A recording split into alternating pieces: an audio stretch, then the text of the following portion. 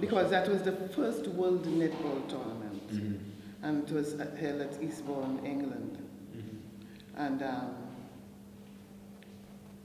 after that, you know, I was selected because we had the Windward and Leeward Islands tournament on a yearly basis or every 2 years. And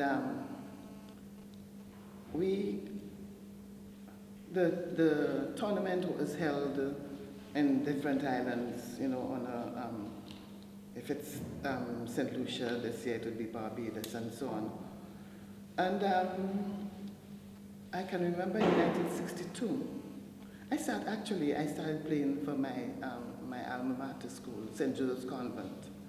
And there I met Marchand, Sister Jeanne, as nun, because I have to thank, I'm blessed that I was able to go to St. Joseph's Convent and meet 2 people in my lives with my education.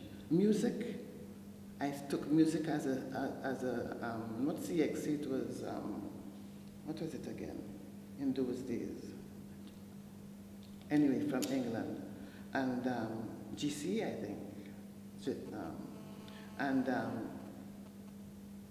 From there, when I went to the St. Joseph's Convent, from the primary school to St. Joseph's Convent, higher education, I did music as one of my subjects, GCE subjects. And I was trained by Sister Mary DeLutz, who is now deceased. And so that was one of my subjects I selected for GCE exams. Then I was selected on the school's team to represent the school team on our national team competition on an annual basis. So I represented St. Joseph's Convent. And from there, Sister Jeanne, another nun, spotted me and saw my talent in netball. And so I played for the school's team, and from there I made the national team. So I'm just trying to point out, one nun led me to music, which I did for GC, and this other sister introduced me to the netball team of St. Joseph's Convent, which later gave me an opportunity to play for the national team of St. Lucia. And from there, as we went on, the first World Netball Tournament was spoken about. And we had 3 real strong women who promoted netball in the West Indies. That's Eurylis Booty, that picture is somewhere there, St. Lucia. Leila Robinson from Jamaica, and what's the second name from, it will come later. How can I forget her name, from Trinidad? Listra Lewis from Trinidad. So when they got an invitation for the first World Netball Tournament at Eastbourne, England, they said they have to select the best from the teams coming from Barbados, St. Lucia, you know, the Windward and Leeward Islands, more the Windward Islands. And there I was selected. Can you take us back? Do you remember the day where you actually tried out for the team and how you were feeling on the day? And can you remember where the tryout took place? In Barbados. Okay. We all traveled to Barbados. And, well, of course, Barbados had the most, about 4 or 5 on the team. No, 4, about 4 of them.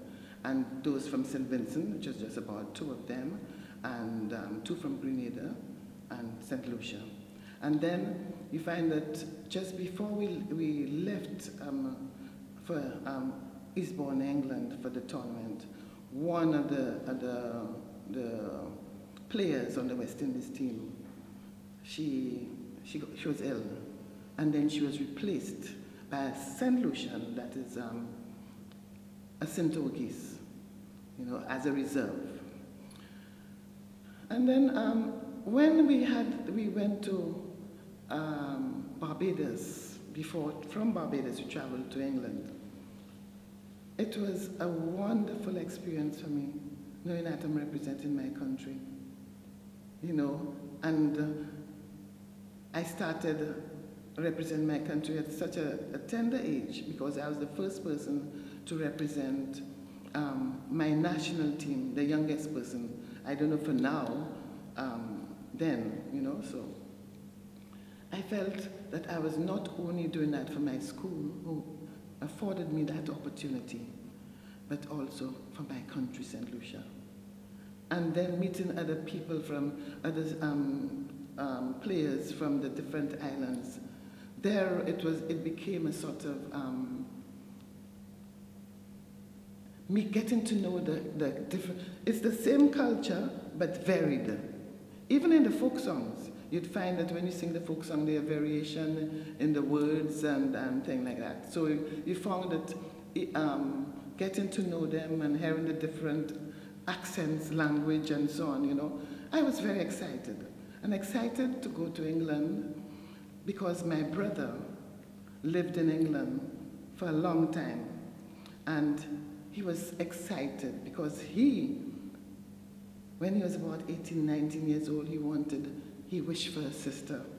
And he prayed with he told my aunt that. So my aunt told, I hope I'm not straying from the topic.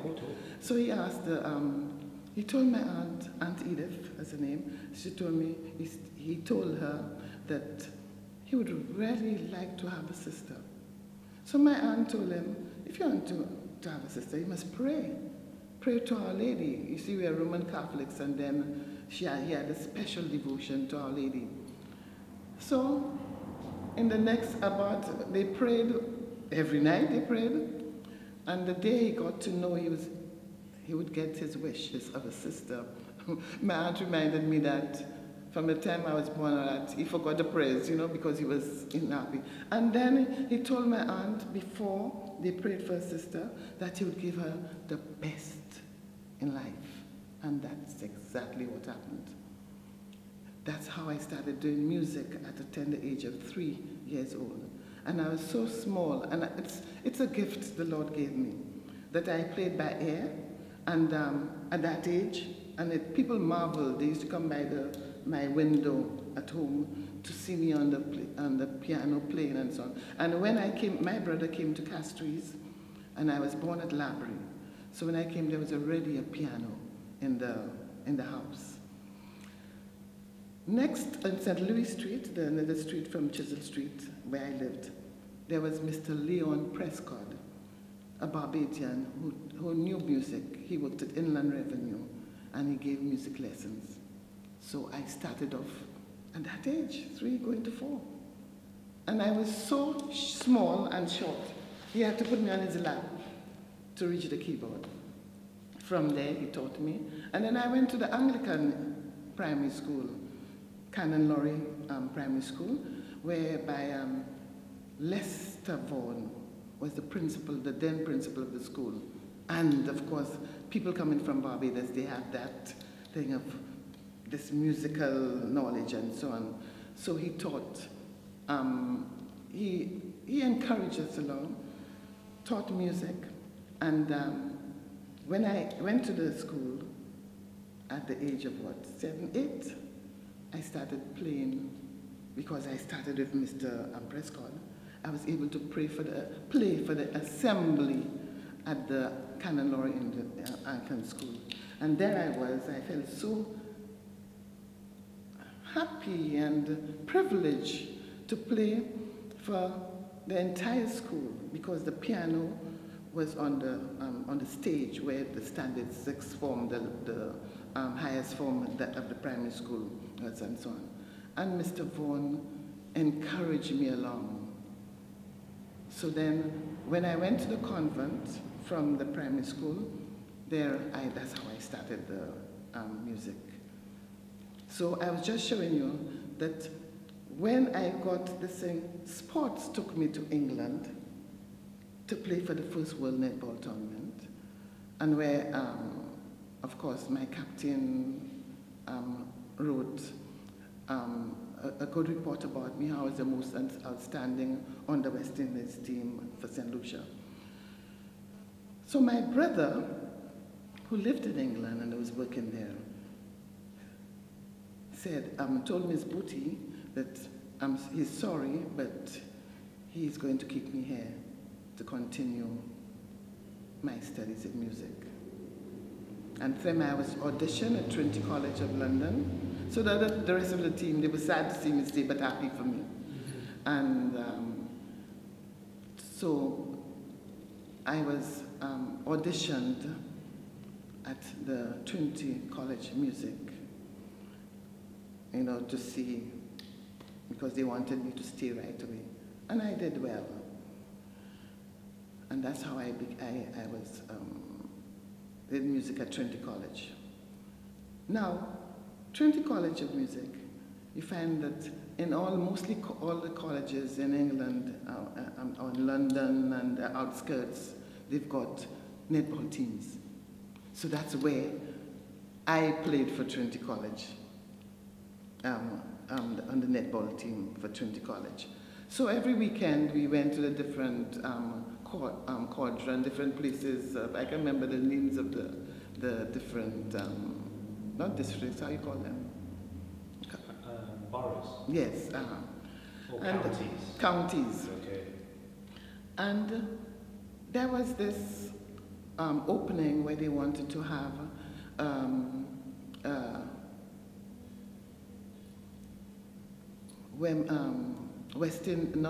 All England team versus the Commonwealth team in netball. And I was selected among the teams then. So I played for the Commonwealth team at Wembley against the All England team. So you see you see the process from Saint Lucia, the opportunity given by Sister Jeanne, and then Miss Booty, who was so good in keeping us together, and also the netball that Lister Lewis went to Trinidad. Trinidad had their own team, but Miss Booty was responsible for.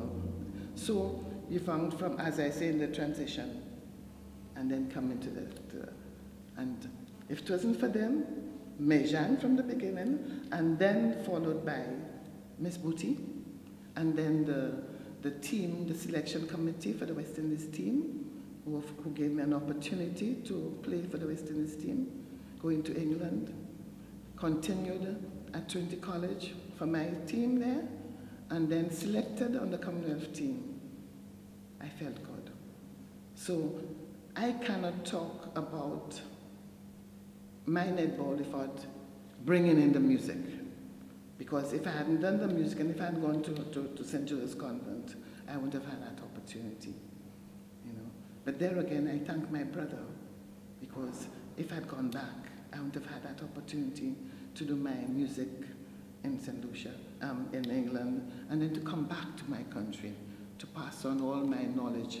And that is where I spent more time in introducing music education. I was appointed, a special post was created for me by the then Prime Minister of Saint Lucia, and as the music instructor for schools. And that's where I was involved in introducing the music education in schools.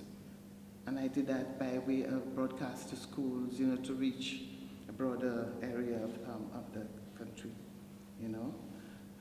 And so therefore I stopped. I spent more time. I thought netball, I spent more time in doing something for my country, introducing music education in the schools of Saint Lucia. And from then, doing that, I was selected on the team to represent Saint Lucia at Expo 69. That was Eric Gary Grenada. And I must say, Eric Gary really had that foresight to bringing us for the Expo Grenada, where he brought in all the Caribbean islands That's why I met Rex Netterford of Jamaica. And to hear the different singers from the different islands, the French islands, the English-speaking islands, and so on.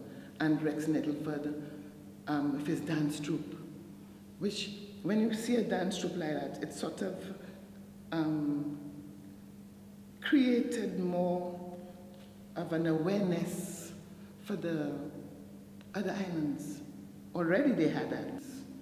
They had, with us just beginning, was really great. And from there, we had Guyana, all the other islands, French, English and French-speaking islands. In '69 went to Grenada. That's why they call it Expo 69. So it was not only culture, but all the agriculture and different things. So you find that from there, in '72, Burnham, what was his first name again? Francis Burnham from Guyana. Yeah. Built on that.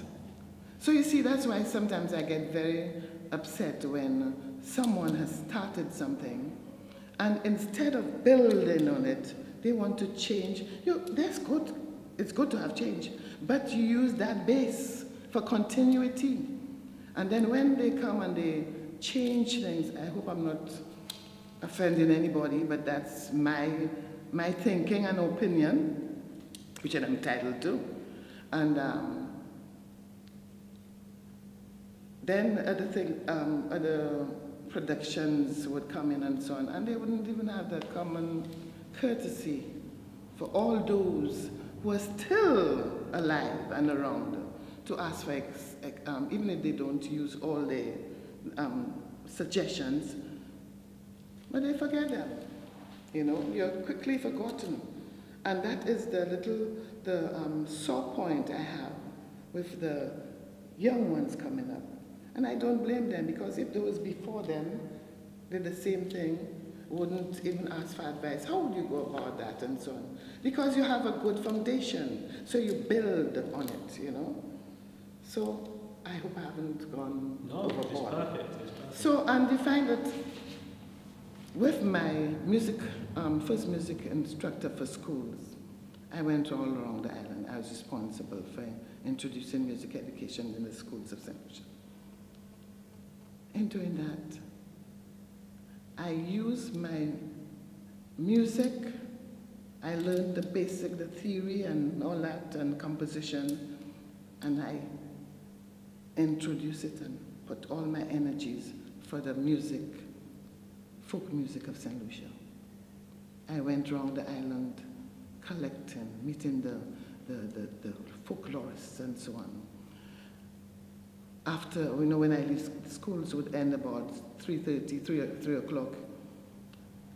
I would leave from there to spend an overnight in a particular area, let's say Labrie, well, that was my base where I was born, and then in the areas like Monrepo, where Sesenne, Descartes, our queen of music, and as I have a whole CD of her, of music which I taped, and I'm the only one, I can proudly say that, with this collection, because I was the one who did it, recorded it, and it was good recording. I was able to produce it into a CD.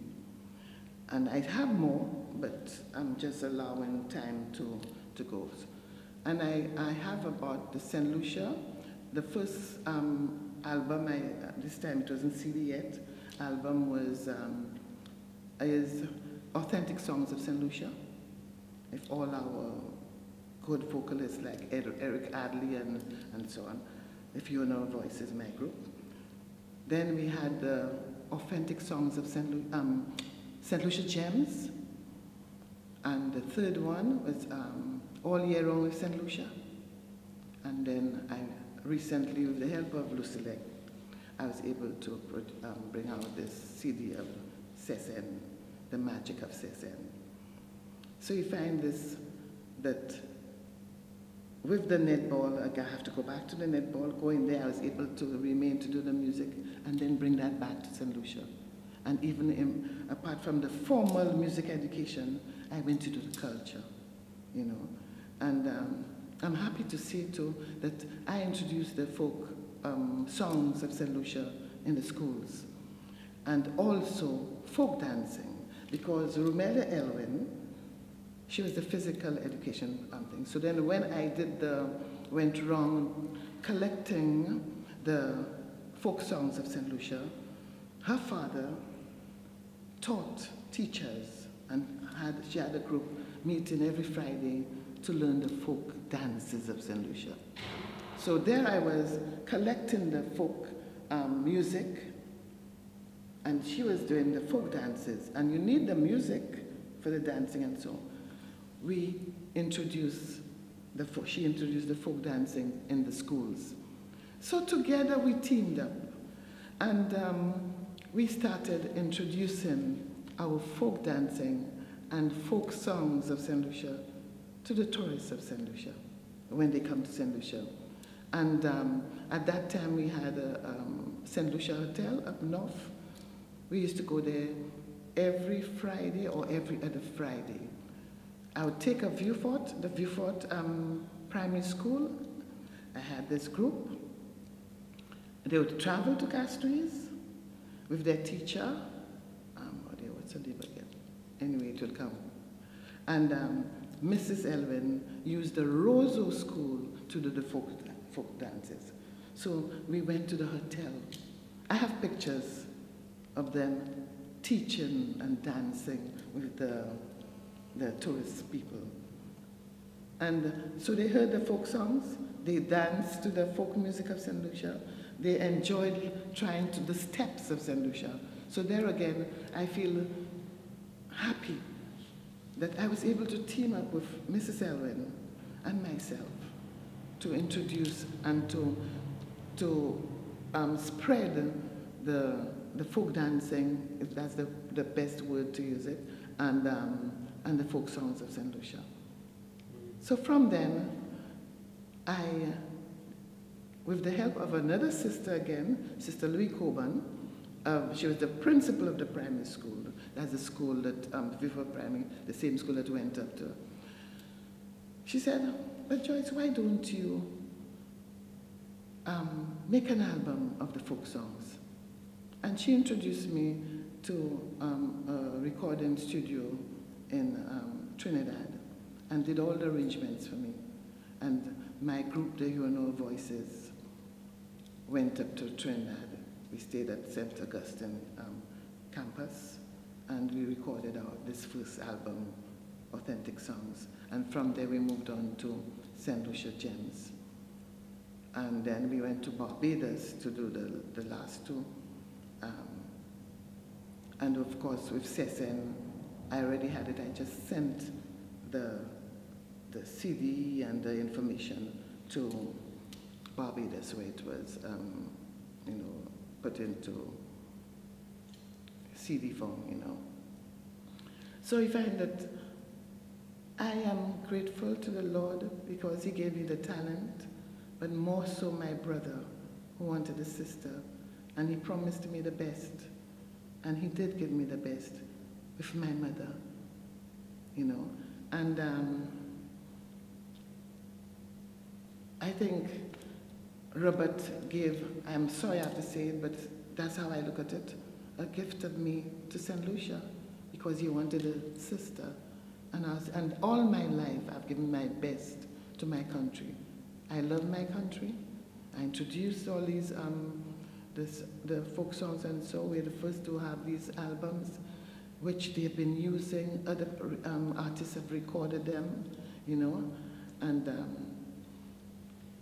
of course, I must mention Lufa Francois, because when I went to do the third album, All Year Round with Saint Lucia, he traveled with us to Barbados, and there he recorded the La Comète, which was specially composed for the official opening of the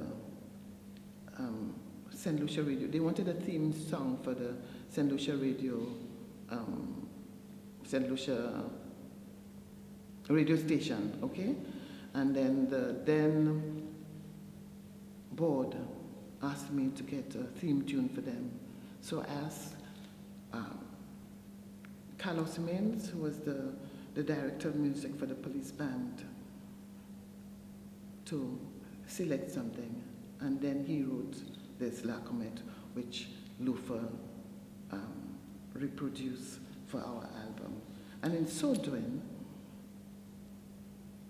the Caribbean, the Caribbean had already heard of the name Lufa Francois, but having his music on the album, of course, Martin got it and so on, so you find it sort of gave him better exposure.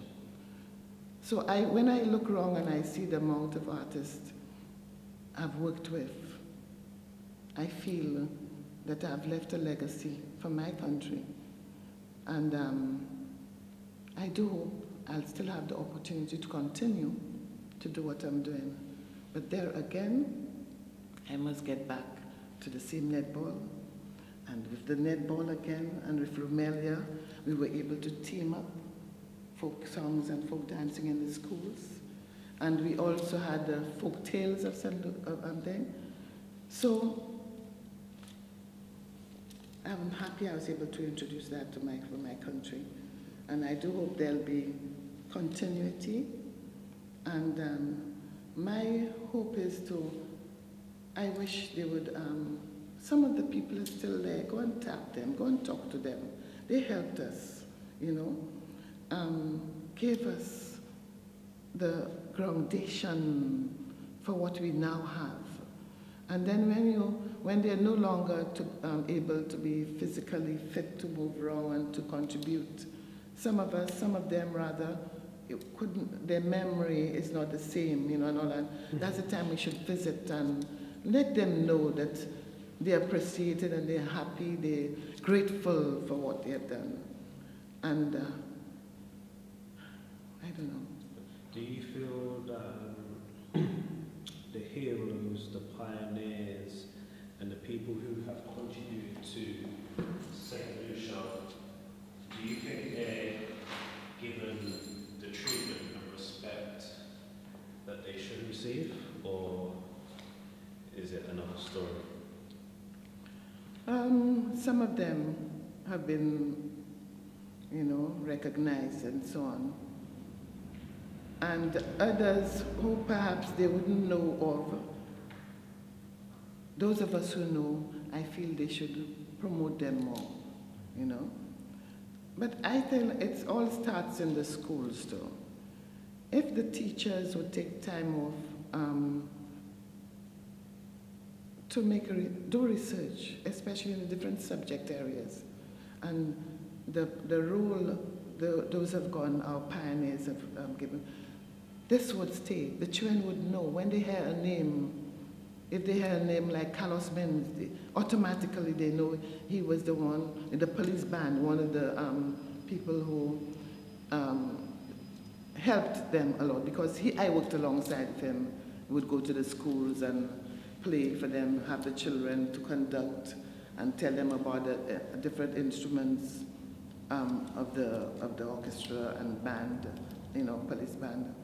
Because I taught that in my little 15-minute program on this broadcaster school, so at least they would be able to hear the instruments we've been talking about, and then even to put it in a sort of, from the classical form to a more folk style, you know? Mm-hmm. So we're able to combine the two. Not only, and I feel that some of us, we only think of local. But before the local, you must have the little classical form where you learn how to write music and so on, and teach the children. I did a lot of music, you know, classical music by the great composers. You know, not too much for them, but at least they could think there.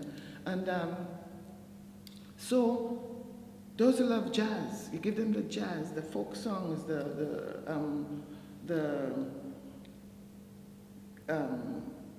it's like a wide variety. Yes. Culturally enrich them. So you expose them to that. And then as they grow, they decide, they have a knowledge of all this, so they decide which path they would take, whether they're more interested in the calypso or the jazz, or combine the two, or nice operettas, Gilbert and so, you know? Give them a knowledge of everything. So they're not just calypso, and then when they hear the other thing, they give them a good exposure of everything. And so personally, you think that's what's missing at the moment? Yes, yeah. Okay. And then too often also, I think that when someone dies, a few days after you hear all about them and so on, and as the years go by, they gradually fade away from the memory of the people. But it's up to us who are now living to bring it back, you know? Because I find somebody like Erica Adley and Carlos Mins, and there should be something in their honor, especially Carlos. He contributed a lot, helped in the going to the schools and helping the music program in the schools. And he's not the only one. We have Rudolph Charles, who succeeded him after his death. And quite a few others, and all these people are around, and you don't hear of them. They have, I can say it myself, we have programs or even things I introduce in the music education, and like junior choir competition for schools and all that. And I'll hear, hey, Miss August, how's that? I didn't see you, so and so. I don't even know when they're, you know? So I think we should try and correct these things. So maybe when I'm gone, my memory might live on, but whether they like it or not, I've put place in things that it lives on. But not all of us have that opportunity to do this thing there. We talked a lot about music, but I just want to bring back to netball for a little bit. So you kind of did a touch on how did the tournament actually go for you when you got there? Like how did it go for you? Because you kind of went to England, then you talked about your brother taking you to. But how did the tournament go for you as a team? As a team, I thought that we did quite well, the West Indies team, knowing that we come from different islands. We got to unify our thoughts for play and movement on a team.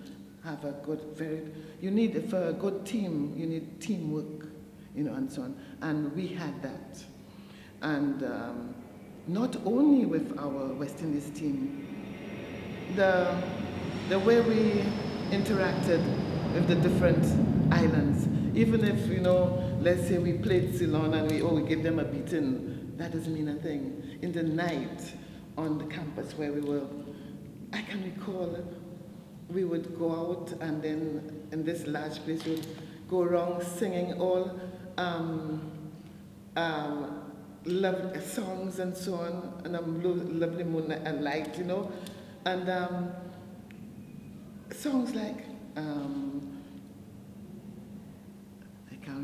one wouldn't come now, and we would just get together and sing, and the next day we're on a court, we do what we have to do, and the comradeship of love, you know, and then this helped us again with the different culture of the various teams we had there: Scotland, Wales, the Welsh, Ceylon, South Africa, I think.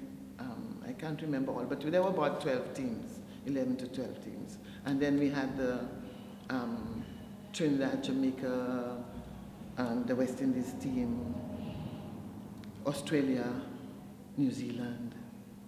So it was great, it was nice. We exchanging. As a matter of fact, right in the archives, I don't know if they'll want to show you, I have my West Indies blazer with all the medals and so on, you know.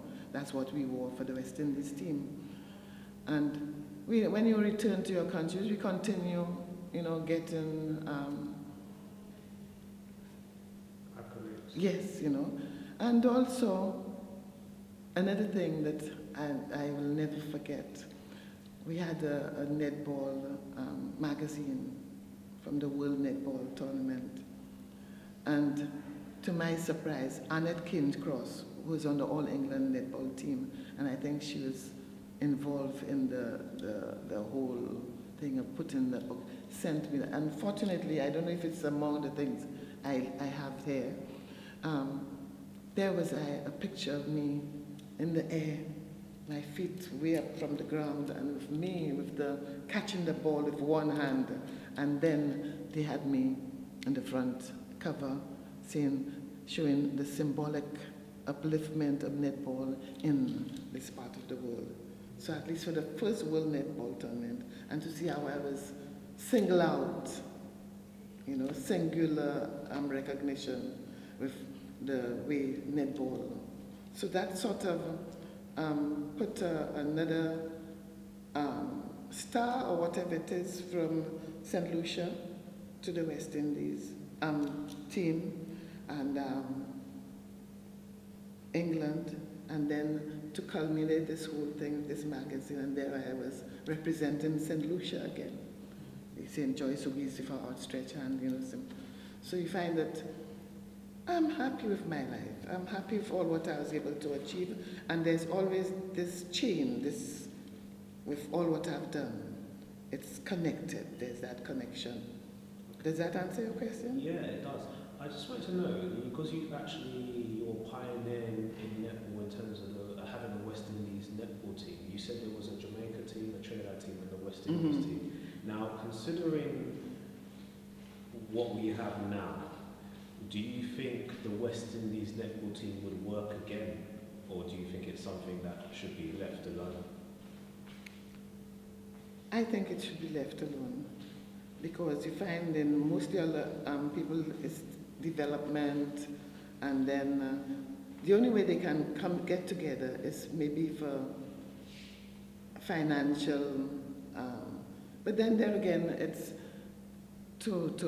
after you've selected the West Indies team to get to play together, and I think we've gone past that now, and most of us are independent countries, so we might as well do that and try and play our best for our individual countries. That's how I see it. I don't know if you think. No, just a personal. Because that's all development. Eh? When we first started, very few people but now, after how many years? And it has gone, you know. Well, I was going to ask, I didn't really ask, but where did you live in England when you was in England? My God, so long ago, you think you mean for the netball, or just when I was? When you was there? Oh no, I lived at a convent hostel again. You see, that's the whole connection with that's where my brother had me to stay. Because when I first came, before going to the Trinity College, I lived with him. And when I was accepted, I lived at Bartram's Hostel, Rowland Hill, near Hampstead Heath Hospital. And Hampstead Heath, you know, as we're talking, it just brings me back the good times. Because there am I, Hampstead Heath, and every Sunday afternoon they had this, you know about it. They meet and all orchestras and different people play. That's where once I met George Odlum and Primrose Bledman, all these people who from Saint Lucia, listening to nice classical music or whatever, you know, and so on. And all I had to do was to walk to Hampstead, to the Hampstead Heath Park. And my hostel, Bartram's Hostel, was there, and just at the back of Bartram's Hostel was the Hampstead Heath Hospital, you know. And then we had Godric's sectorial school in another block, you know. So, I don't know, this. And I was able to go and, you see some of the things like the Covent Garden, the ballet and the different Royal Albert Hall, and if they can take some of that and put in Saint Lucia, I'd be so happy, because you'll be able to have a selection of the art forms, what you like to see, what you like to hear, you know, and so on. But I was going to ask you, looking at the young people, there's a room here full of lots of people from different generations. It could be in the arts or it could be in sport. Are there any young people that you feel very positive about that are doing good things, do you say, for Saint Lucia at the moment? yes, we have quite a few. Some of them I wouldn't remember their names, you know. As for example, you have Levern and all these people coming, and there's what I like about them, their perseverance in what they're doing, and they're a role model for the younger ones coming up, you know. Oh, in the music form, we have quite a few, you know, quite a lot of them. And I don't want to single out, you know, people as, you know, I wouldn't like to do that, because they all have their talent and different. But one person I would talk about is Barbara Cuddy, as a young individual coming up with her saxophone and her music ability, and she has produced her own compositions and CD and so on. I think she's a good role model for the young, you know. There are others, but with her technical ability and what I like about her humility with it. There's no air about her, and she helps in different, you know, groups or people who need her assistance and so on. Well, you've experienced a lot in terms of life, and you have lots to share with young people. Now, I'm not saying this makes it the best world for women, but if you look at the Caribbean, Jamaica and Saint Lucia are the two highest places in the Caribbean with women in management. So that shows progress in a lot of ways. I'm thinking, because, you know, one day I don't have children, but hopefully one day I'll have children, I might have a son, daughter, whatever. In terms of growing up today, what advice would you give to a young lady that wants to do something like you did or wants to excel in their field? What advice would you give them? My advice is, from the time you identify the subject area or whatever career you choose, there must be perseverance and faith that it will happen. It's not going to be easy, because a lot of frustrations come into it. Sometimes it's frustration that you want to continue, you've done well, and the financial support isn't there. You try for a loan, your parents are not able. Don't give up. Some of us might give up, and then next minute you'd see them on the wayside doing the wrong things. You knock on a door, you do not get it. Don't give up. And this might go on for a long time, but with perseverance, the willpower, most of all, there's an Almighty. You pray. Prayer is the key for me, was the key for me, and up to now I'm still doing it. If I had prayers, if so, I wouldn't even be in existence now. You know, the different things I've experienced, you know, and so on in life. My getting to them is, go for it. Help one another. Even if you're not getting through, by helping people on the outside observing you. And then they would say, there she is helping and so on. I think she's doing a good job. You go to help with the elderly, or you go and help with a little, you're good at maths, you go and help a school, your alma mater school who need help and so on. I think the most important thing, the key role, you want something, you have that goal, it is not going to be an easy path. It might be a wrong and winding turn, as the song says. That's bridge over troubled waters. Okay? Yeah.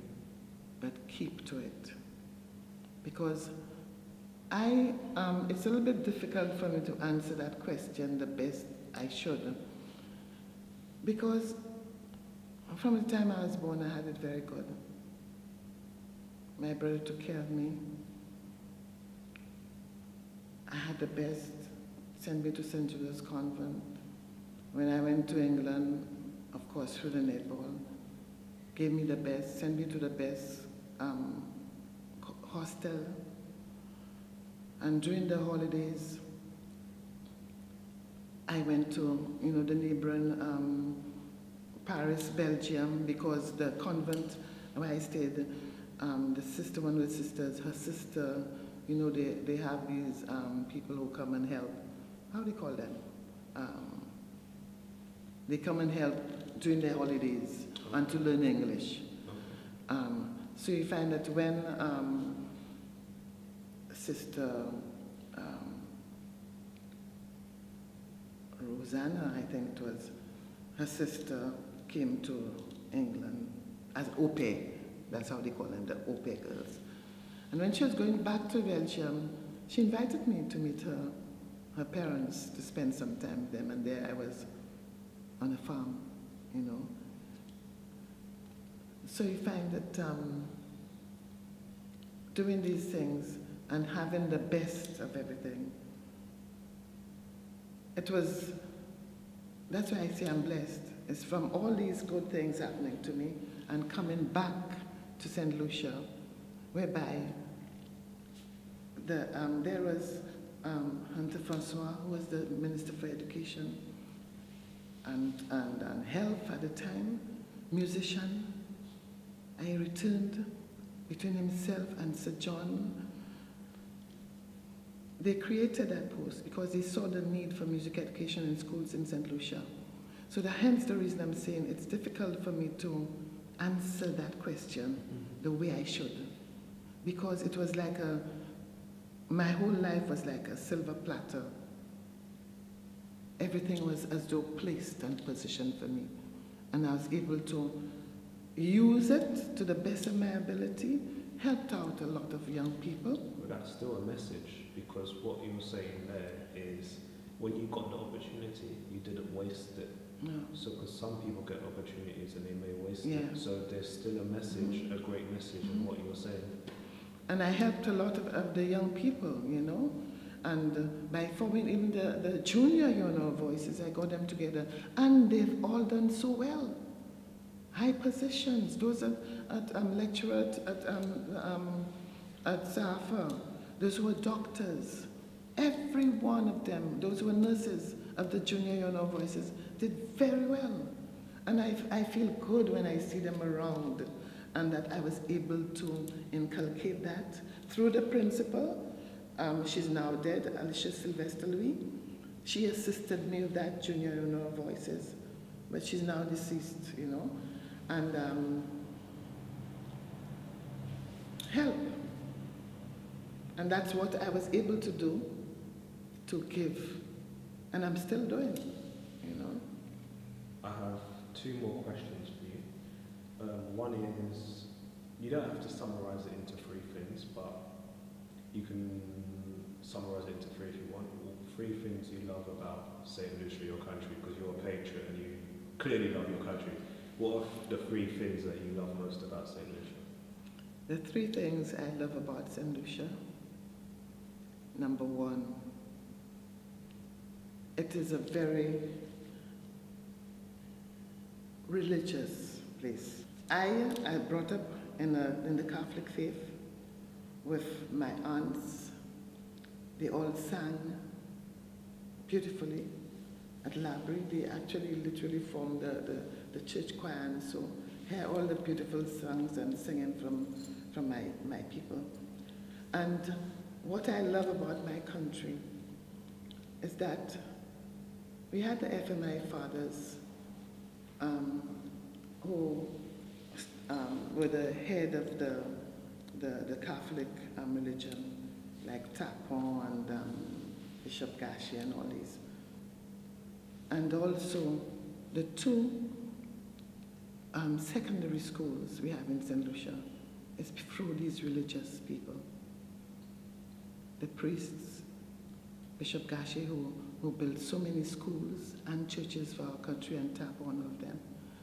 And the St. Joseph's Convent, with starting off with the Irish nuns coming down to St. Lucia, and then our own Caribbean, they help educate the college and the convent. We had 2 Nobel laureates from the college. And it's through, you know, now I'm not saying we haven't got Nobel laureate.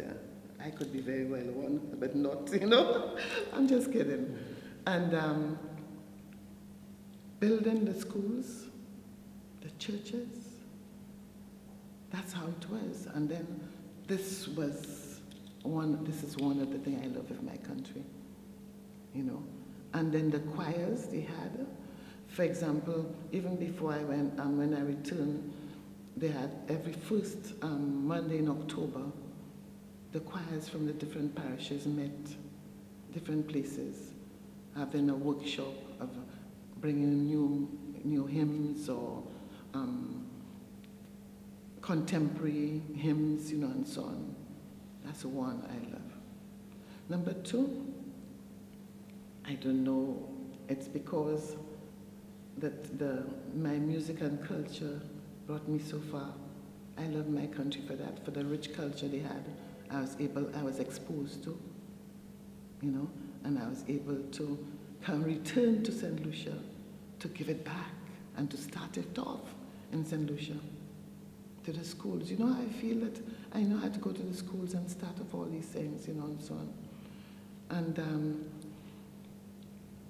the third thing I love best, it's you have some very genuine friends. That's so important in one life. You know, that who have remained from school days, and I don't want to name them here, but they know who they are.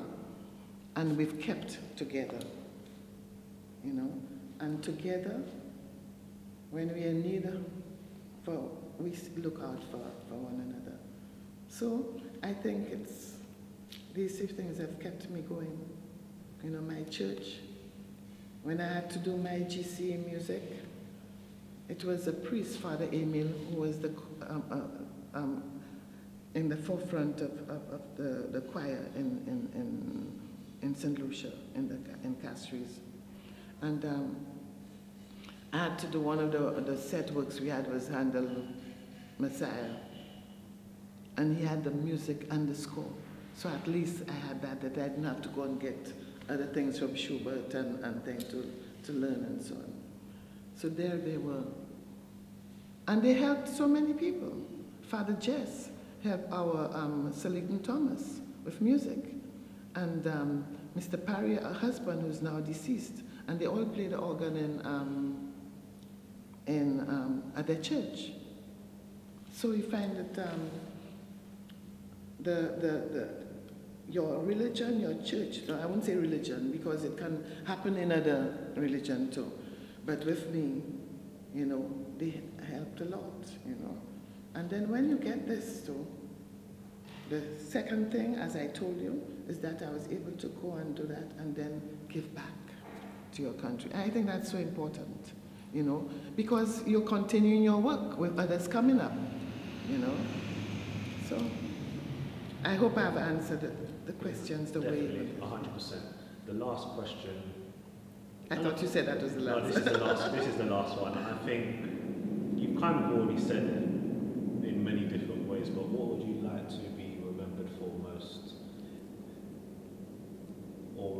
for now, even, because you're meant to appreciate people whilst they're here. Yeah. What I would like to remember most is that I have to thank the Lord God above, my brother and mother, who gave me, of course, brother wanting a sister, and my mother, you know, took such good care of the two of us. She only had 2 children. And I was able to get through all that. But most of all, with the training they gave me, that it has not been an easy way for me. I've suffered a lot. And I wouldn't want to go through it, because in the suffering made me a better person. And my suffering came towards the end, my twilight years of my career. And I will not go into that, but Saint Lucians listening would know what I've gone through. And in spite of that, when the schools or anybody needs help, I am the first to just drop all what I have, you know, and, help my country. But the saddest moment of my life, I'll say it, and I'm not going to go into detail, was that how my career, having given the best of my youth and my health and everything to my country, that it was aborted. I'm not going to say more. It was aborted, and in spite of being aborted, when you've done good for your maker, people, your country, the Lord sees you through. Because if what I have gone through, I wouldn't have been the way I am. Because when they see me now, Joyce, you look so good. You don't get it all at all, you know, and so on. Love. When you do things, you do it with love. And never regret what you've done for anybody who has really hurt you. You've given them the best, and instead of they comment, then they do it. When you're doing it, you're not doing it for you. You're doing it for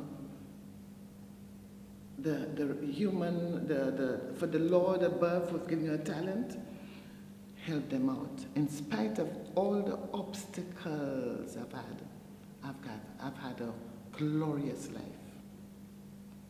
My only regret that my career was aborted at the wrong time. That was when I was in my real, yeah.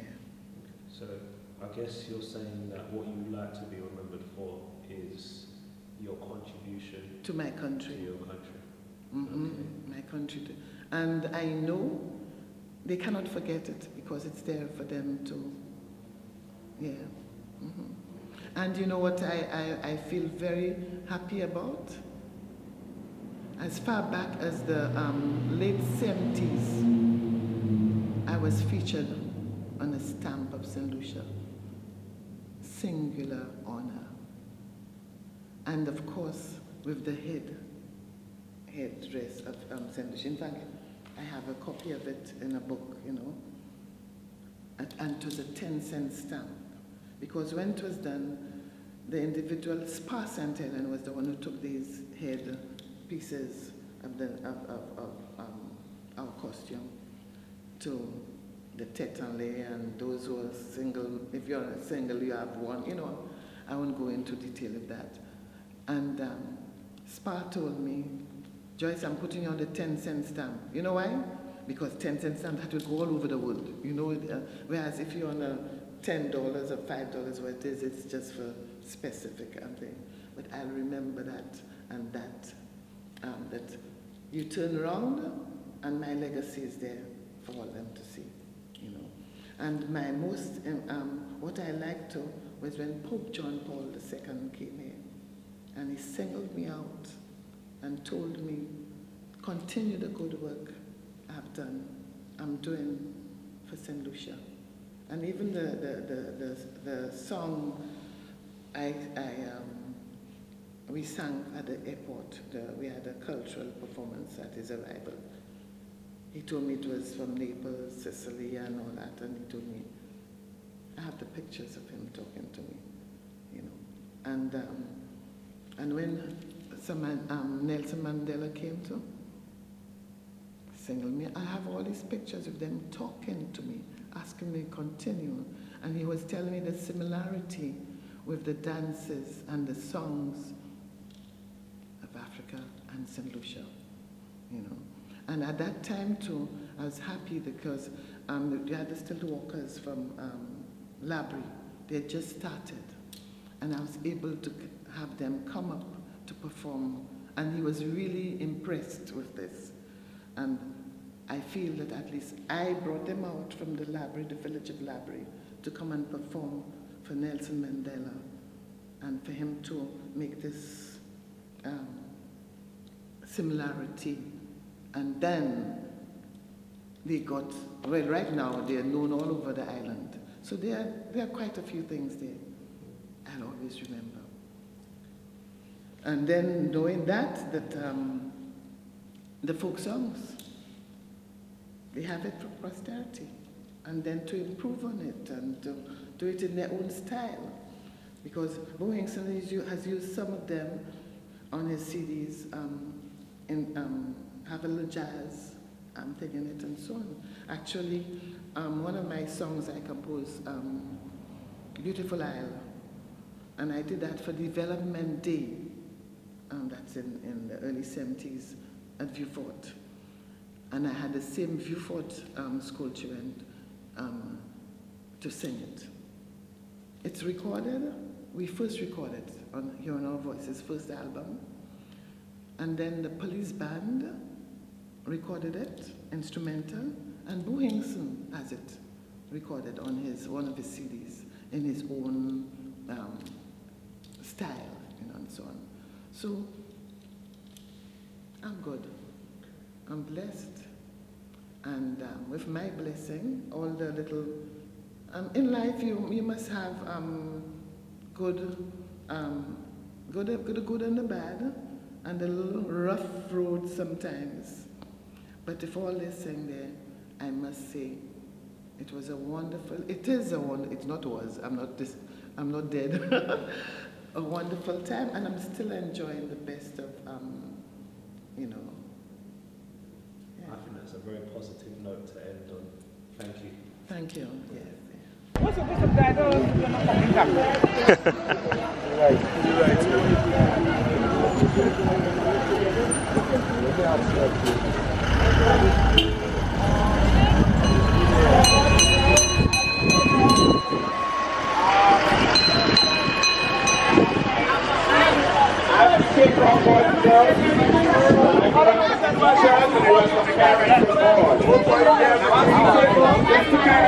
Get into the group of the Trolley Train Tour and you know, maybe I